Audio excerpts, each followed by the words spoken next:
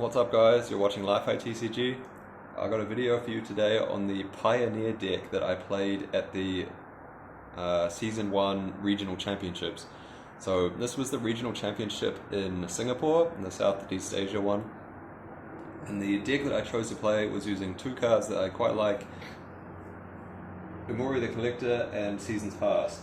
Now, Umori the Collector is considered one of the more underpowered companions. Not really seeing that much play. Its effect is you're only allowed to have it as your companion if all of the non-land cards in your deck are the same type. And its reward for having it in play is that all of the spells of your chosen type cost one less to cast. And for those of you who are familiar with the Shadows of Innistrad block, you will know that Seasons Past is a sorcery. So you're thinking, well, if you have these two cards in the same deck, doesn't that mean your entire deck has to be sorceries? And the answer is yes. Every spell is a sorcery. So you might be thinking, wow, this deck can't be that good, can it? And well, based on my record at the regional championships, no, it wouldn't be. But I did lose in top 4 in a 2-slot RTQ with this list for the week before. So it's not terrible, and I've played the deck quite a bit in local tournaments leading up to this. I think part of the poor performance at the regional championships was just due to bad luck, but I think the deck can definitely be still improved as well. So I'll get into it. So again, every card in the deck is a sorcery. So first off, we have the really good sorceries. So we have 4 Bloodchief's Thirst and 4 Thoughtseize. So pretty much to be expected if you have the restriction that you're playing a black-green deck that's all sorcery. Thoughtseize is one of the best cards in the format, and Bloodchief's Thirst, you just want to have the 1-mana removal spells. It scales up into the late game to kill any creature or planeswalkers as well. Definitely no regrets about those cards, got to play all 4. Then moving up the mana curve a little bit, we have 4 Collective Brutality. A little bit inefficient, this card, 2 mana. Being able to kill only creatures that have 2 or less toughness, and paying 2 mana for a situational, not situational, but more narrow duress is not exactly a great deal either. But in certain matchups, being able to do both becomes quite strong, and you just want to have the flexibility of having it be either removal or discard. Of course, you could play just duress instead of this if you only cared about the discard, but there are definitely matchups where it's more valuable to have the removal or even the life gain. So in initial builds of the deck, I have fluctuated between various numbers of these. That I think I've settled on 4, and I think that's correct. Just having the flexibility is quite strong. Moving up the curve a little bit again, we have 4 copies of Field Trip. So for those of you who don't know what this card is, it's 3 mana, search your deck for a basic forest, put it into play tapped, then learn. So you can either discard a card to draw a card or get a lesson card out of your sideboard. And this card is very strong for the deck as well. It curves into a 5 mana spell, which I'm about to show you very nicely. And the flexibility of getting the different lessons from your sideboard is also very strong, and you'll see which ones are playing when we get to the sideboard. So I'm very happy with that. Before I get to that 5-drop, I was just explaining, I'll talk about another one of the 3-drops. I was playing 4 copies of Read the Bones. This was my most disappointing card in the list, and I think going forward I'm going to cut it. As a generic 2-for-1, it's not that bad, but when you're under the gun and under a lot of pressure, it's very hard to find time to cast a divination, let alone one that costs 2 extra mana. The Field Trip kind of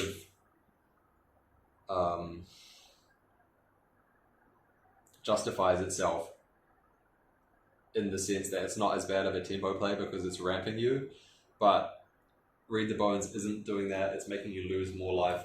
So there are definitely times when Read the Bones is like a fine card. It's very good at digging you to what you need in like a stable board state. But the problem is that being in a stable board state, especially on turn 3 or so when you're like looking to play this, is a little bit tough in Pioneer. Also, it competes with Field Trip on curve, but anytime you want to do a 3 mana value play at sorcery speed, well, everything in this deck is a sorcery, but you know what I mean. Anytime you want to do that 3 mana sorcery value play, you can always just add your companion as well. So like, in terms of like mana curve, it's not really that good. So all around, just very underwhelming. And I wish I had sort of figured out what to do with this slot before the tournament. But as I say, like as I mentioned with the Collective Brutality, you don't have like Brainstorm or whatever to fix your draws. So you really need all your cards to be live most of the time. And I couldn't think of what to cut for Read the Bones that satisfied that condition. And then the other 4 spell in the deck is the 5 mana card that I talked about before with ramping into it with Field Trip. 4 copies of Invoke the Ancients. So this is a 5 mana sorcery, costs 1 green, green, green, green. Make 2 4/5 spirit tokens, and then you can make them either have vigilance or reach or trample. This card is like deceptively strong. 8 power for 5 mana kills the opponent very quickly. A lot of decks have trouble getting around the vigilance. And having blockers on the ground that are 4/5s is very strong. Humans can't really get past it. Red-black has a lot of difficulty getting past it because the Bone Crusher doesn't beat it. Graveyard Trespasser doesn't beat it. Bloodtide Harvester doesn't beat it. Manlands, importantly, don't beat it, which you have a bit of trouble dealing with when all your removal is sorcery speed.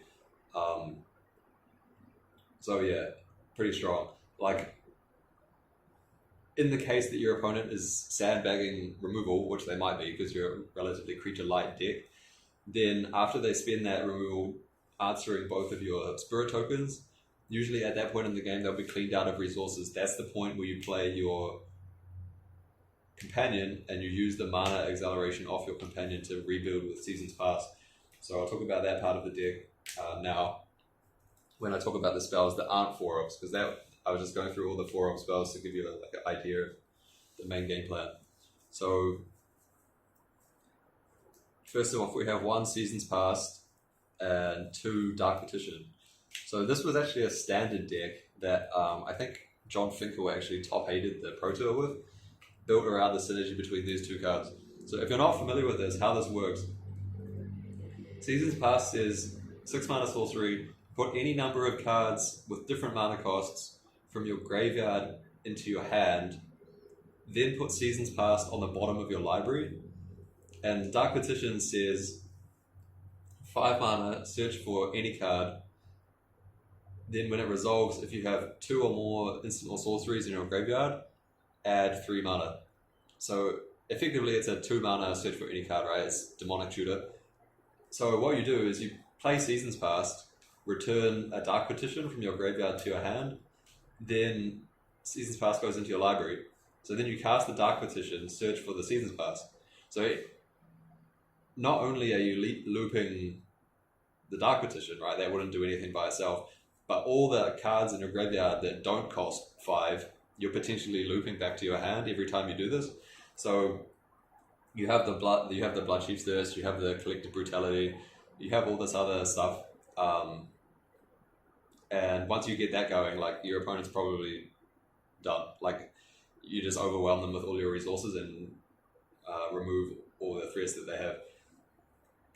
So yeah, so that's that package there. And then the other one-off spells that I'm playing, I have 1 Dig Up, just to act as like a third tutor effect. Also in the early turns it helps you fix mana. I didn't want to play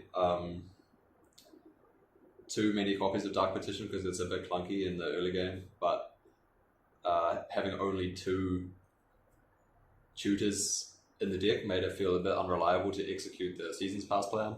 So I can't quite like the split of 2 Dark Petition and 1 Dig Up. You could maybe add a 3rd Dark Petition. I don't think that would be that bad, especially if you cut the Read the Bones, which I'll talk about when I finish discussing this list as I played it. Then the other one-off spells, I have 2 sweepers. I have 1 Languish and 1 Extinction Event. So a really strong aspect to the deck is that the Umori and the Spirit tokens from the Invoke the Ancients are both 4/5. So Languish doesn't kill them. And that's quite strong versus matchups with creatures, because you can play out Invoke the Ancients to stabilize, giving it either Vigilance versus like ground decks, or Reach versus like spirits that have flyers. And then they can't really attack into it, and it gives you the time to draw the Languish. And then when you play the Languish, your guys don't die, so then you can very quickly turn around and win the game. That's a pretty strong aspect to the way the deck is built.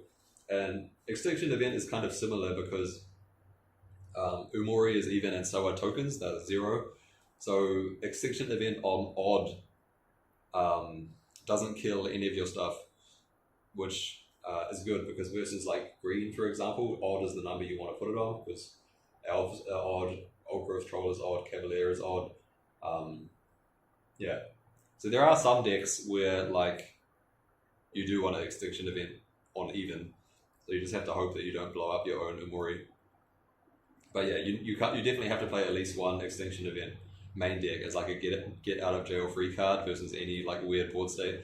And I think you could definitely also play a second one as well.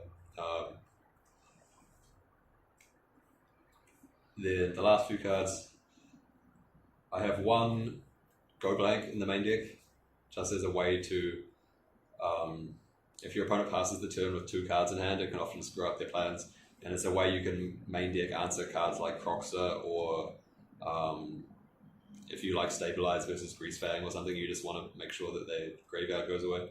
This is the best way to do that, I think, in the main deck. And then 1 copy of Soul Transfer. So this is basically just 1 black, exile target creature or enchantment. Like, you're not going to have artifacts or enchantments in play to like entwine both modes. And in theory, you could cast it as like a Raise Dead to get your Umori back, but I don't think that will ever happen. Yeah, just having a Dark Petition target that can remove like any creature or any planeswalker is a pretty valuable thing to have. I think you definitely have to play at least 1 of this effect. You could play like Never to Return as well, the like Aftermath card from Amonkhet, which has like the front side is like 1 black, destroy target creature or planeswalker, and then the back side is it's like 3 and a black, flashback it from your graveyard, exile target card from your graveyard, make a 2/2 zombie. So like potentially both options are useful in different matchups like this versus Never to Return, but I think just the immediate exile is like a little bit more valuable versus like green with the Troll and the Cavalier and things. But that's something you could consider. But I definitely think you have to play at least 1 of those cards in your main deck. And then the last card was 1 Cram Session, which looks a bit underwhelming, like 2 mana gain 4. But the deck definitely does want some way to stabilize, because when your deck is all sorceries, it's a little bit tough for you to deal with burn spells and haste creatures. So if you get very low on life, like it becomes a bit scary. So Cram Session is actually not a bad card at all. Like even early game, if you're not worried about dying, you have a lot of good options with the learn from the lessons. So yeah, and then in the late game, in that situation where you want to stabilize, you have like a late game lesson you can get with it as well. So like a powerful thing you can do in the late game is you Dark Petition for Cram Session, you gain 4 life, and it finds you a win con basically. So yeah, 1 Cram Session, a very good card to have. But I don't know if I would keep playing it because like there are other life gain options I'm considering, and I'll talk about that when I talk about the changes. So just onto the sideboard real quick. Remember there's 1 Umori in the sideboard as well, so there's only going to be 14 other cards. I have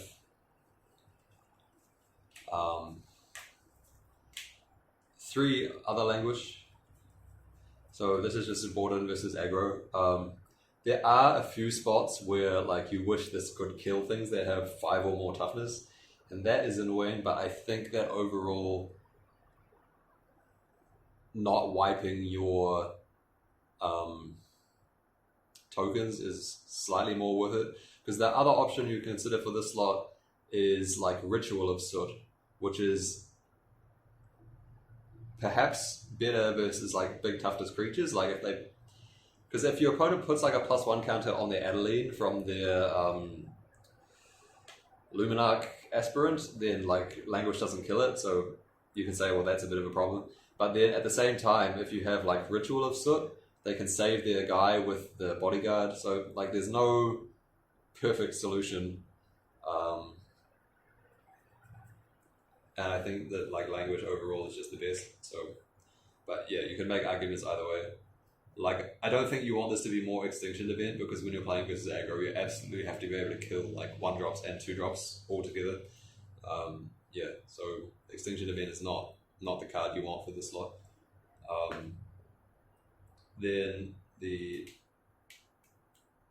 I'm also playing 3 more Go Blank in the sideboard as well. So one of the best cards versus Phoenix, also good versus Greasefang, and because obviously they're very graveyard dependent decks, and it's also very good to have versus any decks, like any slow deck that you just want to be able to 2-for-1, like versus Control or whatever, it's fine there as well. Exiling their Memory Journey from the graveyard is not terrible, so yeah. So yeah, as long as like Phoenix is versus any random combo deck like Lotus or whatever, just mind rotting them is fine too, and then they can't leave their stuff back after it gets exiled. So yeah, just a reasonable card. Then I'll talk about the lessons now, I guess. So 1 Mascot Expedition, 1 Environmental Science, 1 Containment Breach, 1 Introduction to Prophecy, and 1 Confront the Past. So in terms of like how much each of these gets used, the best 3 are the top 3. The Containment Breach, the Environmental Science, and the Mascot Exhibition. Yeah, like you win a lot of games with the Mascot Exhibition just giving you 9 power. The fact that like when you're doing the Seasons Past loop, Invoke the Ancients costs 5, and Dark Petition also costs 5, so while you're looping those 2 cards together, you can't get back Invoke the Ancients. You need to like win the game another way. So Mascot Exhibition lets you do that by finding it off of a 3-mana or 2-mana card. Environmental Science is just really good, like it fixes your mana, and if you need to make another land drop, guarantees that. Gains a bit of life. You use this card quite a lot. And then Containment Breach, just removal versus any weird artifact or enchantment, like if they have a can't target, or like a Greasefang plays like a Chariot against you, or the Vehicle Staircase Chariot, or versus Enigmatic, the deck's entirely built around enchantments. Like there's plenty of opportunities to find a use for this card. Really good. Confront the Past doesn't get used as much, but it's very key to have versus Control to be able to convert all of your learn effects into a thing that can blow up a Planeswalker. A lot of the time the play pattern when they play a Emperor is to down tick it, which makes it very easy to kill with this. So it doesn't come up that much, but I do think you need to have it. And Introduction to Prophecy is the worst one. A lot of the times when you get Introduction to Prophecy, it feels like a bait, because like you don't have the mana to cast it immediately after you learn for it on like turn 3 because you're trying to survive versus their creatures or whatever. You need to use your mana to play removal spells and stuff. So often it sits into your hand like until quite late in the game, because then once you've got past that stage, you get to the stage where you can like get your Umori into your hand and cast that. So then once you've moved past that point of the game and Introduction to Prophecy is still in your hand, you end up wishing that you just got the Mascot Exhibition instead. Like, it's just very hard to find game states where learn for Introduction to Prophecy is correct. So I don't think the card is terrible, and like maybe I would keep playing it, I think, but just be mindful if you want to like try pick up this deck for some reason that you probably shouldn't be getting this card as much as you think you should, is what I would say about that. It's very hard to find a spot where like 3 mana Preordain is a card you actually want to be casting, because the deck has a lot of ways to use this mana on other things. Then the last 3 slots in the deck were all very strong for me, and I think I would keep playing them. First one is Necromentia. It's great versus any type of combo. Like Lotus is obviously the big one, but Creativity, it's very good against that as well. And you can also board it in versus Control, because you have so much targeted discard in the deck, you're revealing your opponent's hand a lot. So just using this as like a 3 mana Cabal Therapy that exiles all the cards that you chose is not that bad either. Because like anytime your opponent top decks like a Teferi or something is pretty bad for you. So it sounds a bit iffy, and you got to be careful not to do that in too many different matchups, but I think it's okay versus specific opponents. Yeah, you don't want to fall into the trap of boarding in your extractions versus everything. The next card, Shadow's Verdict. This card is so good. I'd almost consider main decking one. Like exiling all the Planeswalkers is really strong because it kills any copies of the Omnixilis, the Capenna one that can copy itself. Liliana's fallen off a bit, so it's not so good about that. Not so good versus that, but like it wipes all of the like Bone Crusher, Trespasser while like exiling Proxer from the graveyard. It takes care of any Kiki-Jikis or the tokens, etc. Versus decks like Spirits or Humans, clears out everything, no questions asked. So it gives you some coverage about the issue I talked about before, where how sometimes Languish doesn't kill stuff because it has too much toughness. Well, they don't play 4-drop creatures, so Shadow's Verdict reliably kills everything. Just the problem, of course, is that it's 5 mana. And then when you play against decks like Heroic or Auras or things like that, sometimes they have combat tricks that gives their guys protection from something or makes it indestructible, or makes them too big for Languish to kill. So Shadow's Verdict is just the most unstoppable removal spell, basically. Very, very, very good card. I think I would definitely always have at least one in the 75. I don't know if you'd ever want more than one in the 75, but like I think you should definitely have one in the side or in the main deck. It's just very, very strong as like a get out of jail free card. Then the last card in the sideboard is 1 Casualties of War.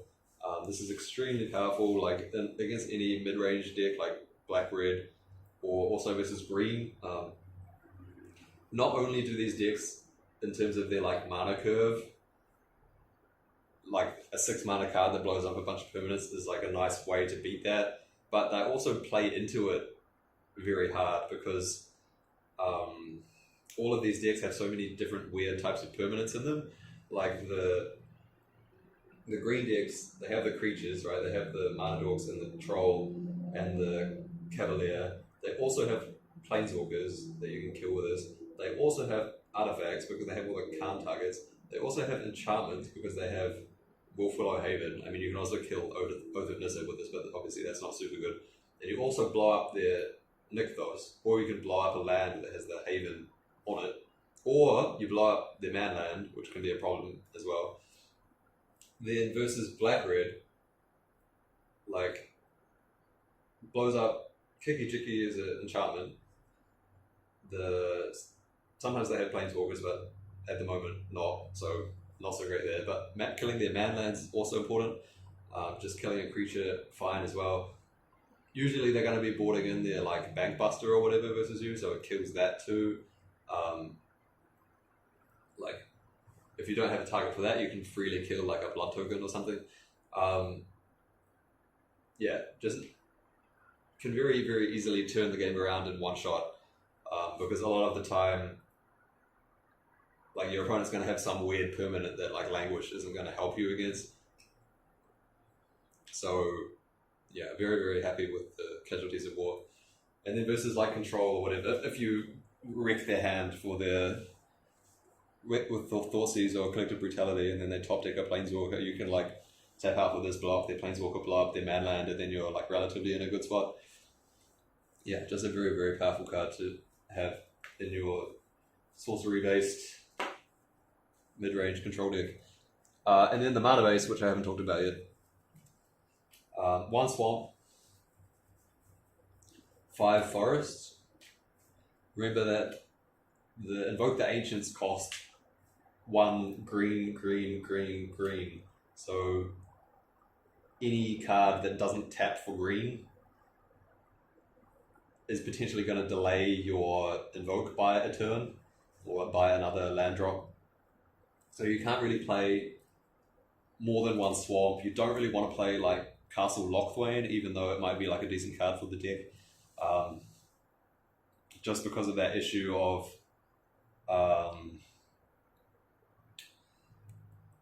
the mana being a problem. You don't want to be stuck with uncastable invokes. It's the same issue for why the deck doesn't play the black invoke. And I think that might confuse a few people, but I'll talk about that when I finish talking about the mana base. So yeah, so 1 swamp, 5 forest, 1 Boseiju. I realized I should have played more Boseiju, but I'll talk about that when I talk about the changes I would make. 1 Argoth. This card's very good actually, the land that makes bears. Not only is it an extra threat, like versus control decks or to pressure opponents' planeswalkers and things like that, but making the blockers with it is very good. Just to make sure you don't die to like random 10 of the bugbear and stuff. Really happy with the 1 copy of this. I wouldn't play more because you're too hard to activate more than 1, and you don't want the lands that come to play tap. A lot of the time this comes into play untapped because Umori is a legend, but yeah, happy with 1 of the Argoth.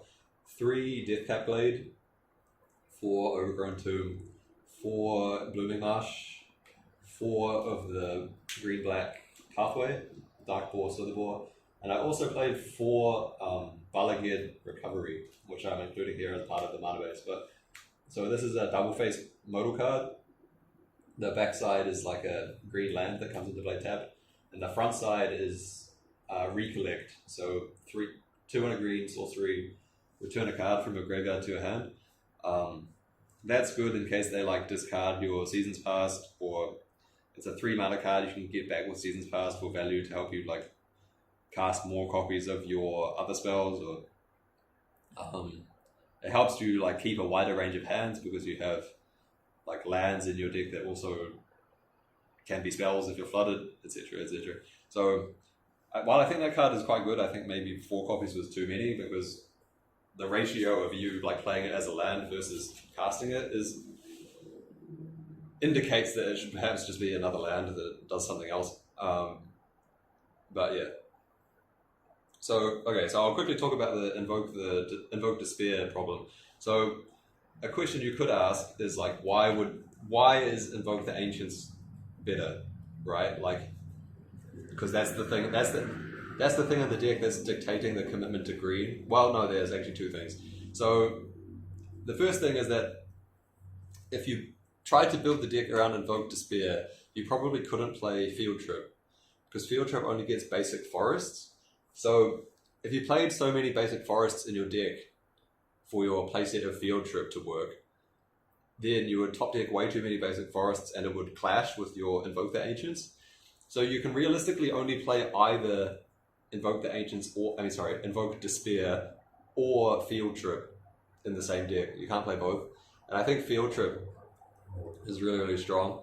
And then you have the issue itself of comparing the two invokes. So Invoke the Ancients versus Invoke Despair.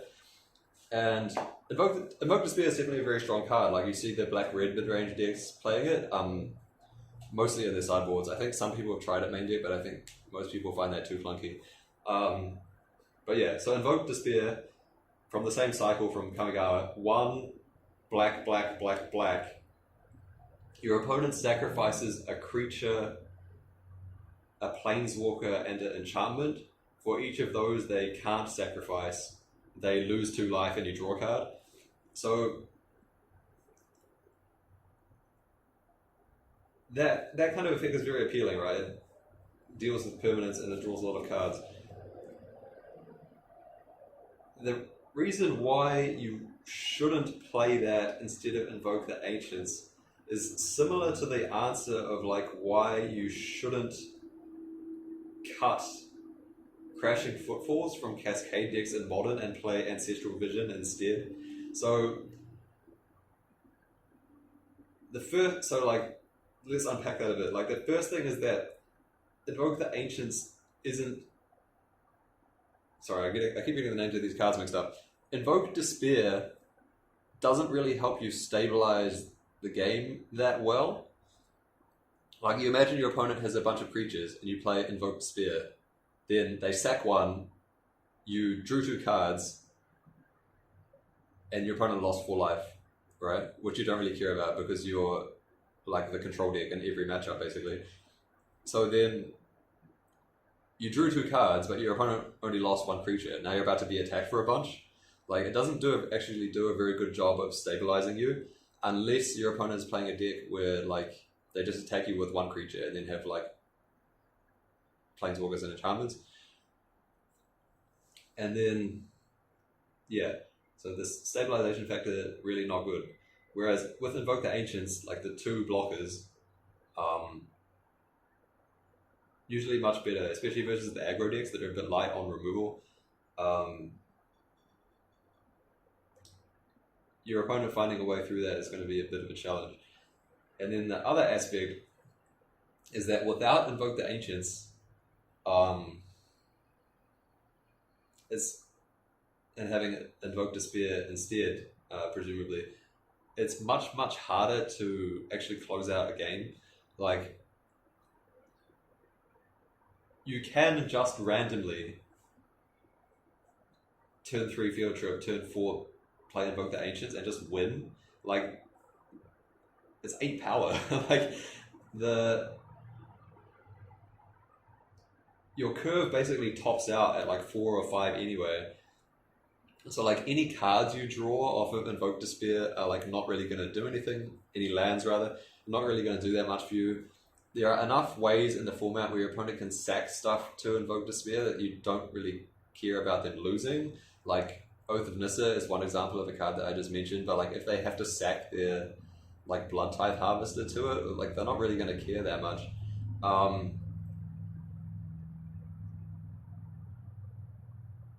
Yeah, it's just it's not the effect the deck is looking for at that spot on the curve. It is very good versus blue-white control because having more ways to kill their planeswalkers is always fantastic. Having more ways to draw cards in that matchup, also fantastic. But against other matchups, especially the matchups against the more aggressive decks, Invoke Despair is just much worse, I think. Not the right card for the deck. So that's the list that I played. My record at the regional championships was pretty bad. I beat Creativity Combo and Phoenix. I lost to Red Black twice, but I think I mulliganed a lot on both of those matches. I lost to 2 Thalia decks. One was like stock white humans, the other one was some kind of like multicolor company deck. I lost to Merfolk, which was basically just like the same shell as Mono Blue Spirits, but with Merfolk instead. So the main attraction is the Merfolk Lord that lets you sack a Merfolk to force spike stuff. And then I also lost to like a green aggro deck with like basically the same shell as the green Devotion, but instead of Khan they have like Steel Leaf Champion. Yeah, so obviously that result was not great, but I've been doing a lot better with it in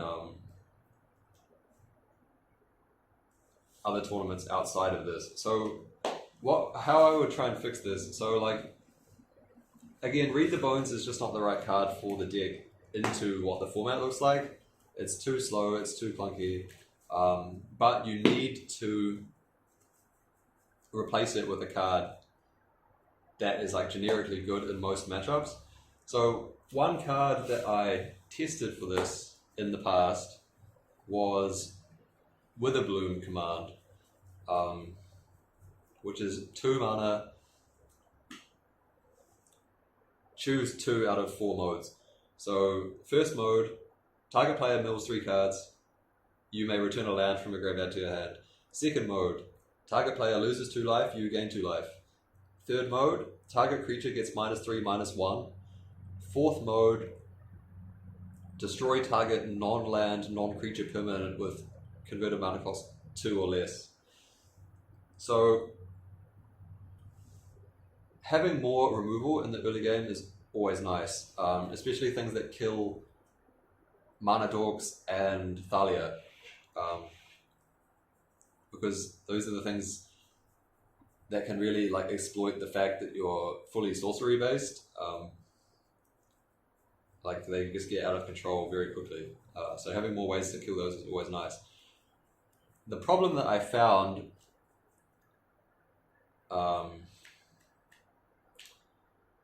with Witherbloom Command in the past was that in the matchups where your opponent doesn't have targets for it, like they don't have small creatures that die to the losing 1 toughness, and they don't have permanents that die to the non-creature destroy permanent mode, the 2 modes remaining are Drain Life and then mill 3, return a land. So assuming that always hits, that's not a terrible deal for 2 mana, because gaining a bit of life here and there is something the deck is interested in, and then putting some cards in your graveyard for Seasons Pass later while like allowing you to hit your 3rd land drop is completely fine. The problem was that like it was kind of the Augur of Bolus issue where like it could miss. You don't have fetch lands in the deck, so you really had to hit a land off that mill 3, because it can return any land from a graveyard, but usually on turn 2, like why would you have a land in your graveyard? You know, you can't play Verdant Catacombs in this format. So that was a problem. So that really unimpressed me, or disappointed me with the Blue Command, so I wasn't stopped playing it. But I think after you cut Read the Bones, like it's really one of the best options the deck can have. I think I really underestimated how much I wanted the removal mode, extra removal of the Witherbloom Command, versus things like Spirits, versus things like Humans, versus the like Llanowar. I think I probably underrated that quite a bit. So firstly, cut these 4, just start by playing 4 Witherbloom Command, see how that goes. Then the next factor, Boseiju. Really underrated this card a lot. Deals with manlands, which is very good thing to be able to do. Deals with, for example, when I played versus Creativity, you can hold this up as an instant speed way to blow up their like creativity target. Yeah, I just found that like you always have something like good to do with this versus like any Essex Chariot or whatever, like kills that. Yeah, versus like Bankbuster, like grindy cards that people bought in versus you, kills those. It's an untapped green source, which is also nice. Like most of the time when I play this card, I don't use it as a land, because like having it in your hand as the quote-unquote Assassin's Trophy is so strong. So like I definitely think I could play more. And I think I mentioned this already, but even though it's not a sorcery, Umori makes it cheaper to use because Umori is legendary. So using this effect for only 1 mana is very strong. Oh, the other nice thing about this card is it's 0 mana in your graveyard. So it's like an interactive card you can get back with Seasons Past in the 0 mana slot. So that's quite strong as well. So immediately what I do, two Bala Recovery, cut those. These are Boseijus now, so now you have 3 Boseiju. That's the second change. And from there, I think it would maybe just like 1 or 2 more small tweaks. So in terms of the mana base, now that you're playing Witherbloom Command, you can think about cutting Deathcap Glade for Fabled Passage. So the nice thing about cutting Bala Recovery for Boseiju is that you have 2 more copies of actual lands in your deck. So if you mill a Bala Recovery with a Witherbloom Command, you can't pick it up because it's a sorcery in your graveyard, but Boseiju you can. So you're helping the ratios on the Witherbloom Command just by cutting Bala Recovery for Boseiju. But yeah, what you could also do is cut 1, 2, or maybe even all 3 of the Deathcap Glades for Fabled Passage. So that way, it's a similar kind of card in the fact that it will be tapped if you play it early, but it fixes both of your colors, and if you play a Fabled Passage on turn 1, you have a guaranteed card to get back with your Witherbloom commands.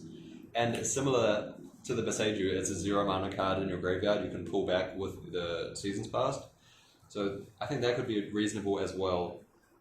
Those are the main changes. Other small changes you could make, I definitely would keep the Soul Transfer in the main deck, keep 1 of these in the main deck, keep the Languish and the Extinction Event, and all these other cards I think are still main deckable.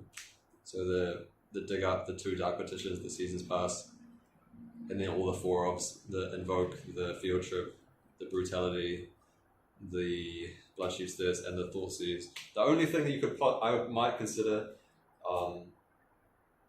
Cram Session might be cuttable because you expect to have a lot of extra life gain now that you have Witherbloom Command in the deck. So every time you cast those,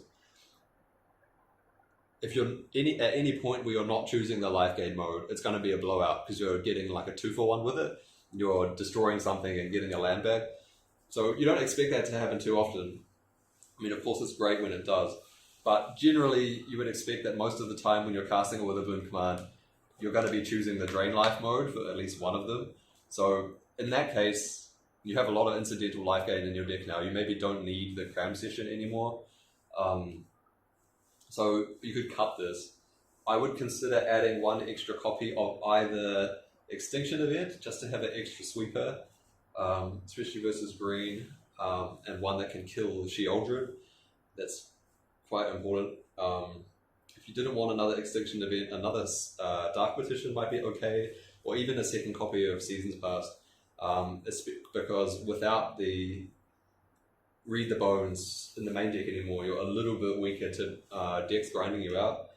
So just being able to execute the Seasons Past plan more reliably, having that as your card advantage rather than the Read the Bones, it could be a direction you could take with this last card in the deck. But apart from that, the sideboard is almost perfect. Like, you've got to have the Umori. I think you definitely want to keep playing all of the lessons except for maybe the Introduction to Prophecy. Shadow's Verdict must have, Casualties must have. Necromentia is not 100% essential, but I think it's pretty good. And then these you could maybe trim, but they have such obviously strong application in the format right now that I don't really know what I would want to cut them for. So yeah, the only weird sideboard card I'm unsure about is the Introduction to Prophecy. So if you've suddenly thought of something like, wow, doesn't this sideboard card seem really good? I want to play 1 copy of XYZ, then I would cut the Introduction to Prophecy. But apart from that, the list seems pretty strong. So I'm going to keep trying this. I mean, I don't think there's any super serious Pioneer coming up because, of course, the next regional championships is standard. I qualified for that too on the Sunday of this tournament, playing Underworld Breach and Modern again. So that's nice. We don't know where that's going to be yet. Southeast Asia one, maybe Kuala Lumpur or Manila, perhaps. So I guess I'll try and make my way to that, but I don't know how seriously I'm going to prepare for that one either. Anyway, that's going to be all for me today. I hope you enjoyed this list. I hope it gave you some interesting ideas about new things you can do in Pioneer. If my new changes to the deck make it really good, then I'll let you know if I ever win anything more with it. But again, that's all I have to say for today. This has been Li-Fi TCG, Pioneer Golgari Control, signing out.